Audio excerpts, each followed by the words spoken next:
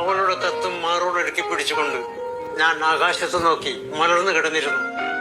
ആകാശ മൈതാനത്തിന്റെ കോണിൽ ഒരു ചന്ദ്രക്കലയും നക്ഷത്ര ദേവതയും മാത്രമേ ഉണ്ടായിരുന്നുള്ളൂ.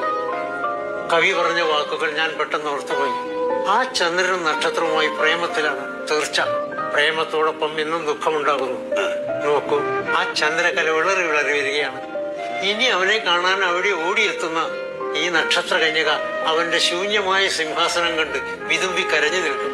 അവനോ ക്ഷയിച്ച് ക്ഷയിച്ച് മറഞ്ഞു മാഞ്ഞിരിക്കും.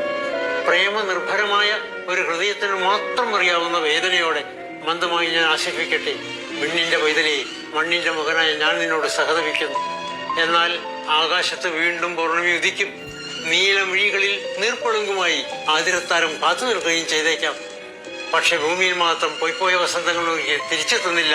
ഒഴിഞ്ഞുപോയ പൂവുകൾ വീണ്ടും വിരിയുന്നതുമില്ല. ഇങ്ങനെ പോകുന്നുണ്ട്. നീ വരും, ഇതിപ്പോഴും ഓർത്തിരിക്കുകയല്ലേ? ഉള്ളിലുള്ള ബ്ലഡിലുള്ളതാണ്.